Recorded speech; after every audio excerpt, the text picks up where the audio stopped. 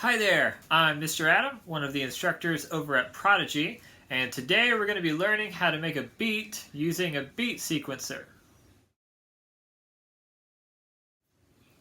1, 2, 3, 4, 5, 6, 7, 8, 9. Wait, what? 9? 1, 2, 3, 4, 5, 6, 7, 8, 9, 10. 1, 2, 3, 4, 5, 6, 7, 8, 9. What? What's going on here? It's hard to keep track of your fingers. There's so many of them. And when you fold your hands like this, sometimes one of your fingers gets stuck underneath.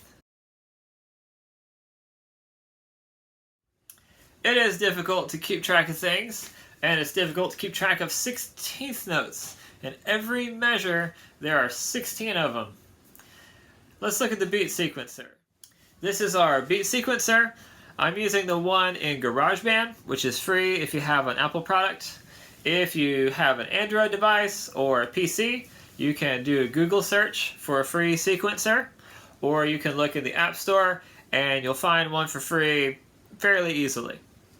For our purposes today, we're going to go ahead and number every little square in the beat sequence. And when we do that, we see that it's actually the same as when we did all of those 16th note exercises.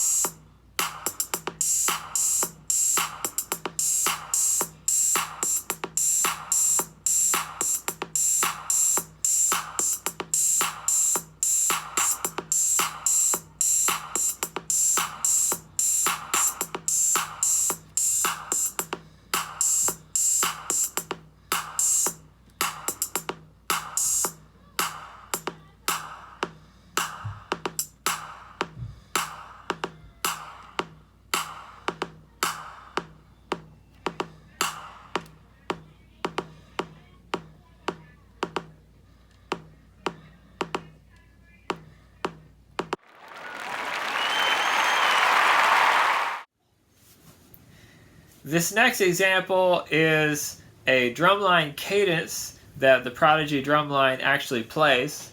And what I've done here is I've punched it all in, and here are the counts that each of these would be. And now we're going to take a listen to how it sounds.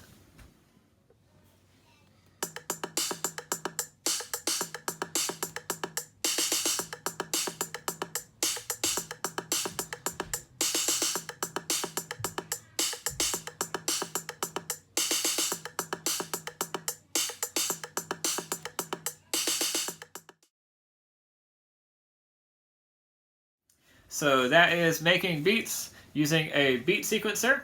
What I'd like you to do now is just spend some time experimenting. Make beats for fun. You can also make them like to rap along with them if you rap, or you can just do it to understand the placement of 16th notes better.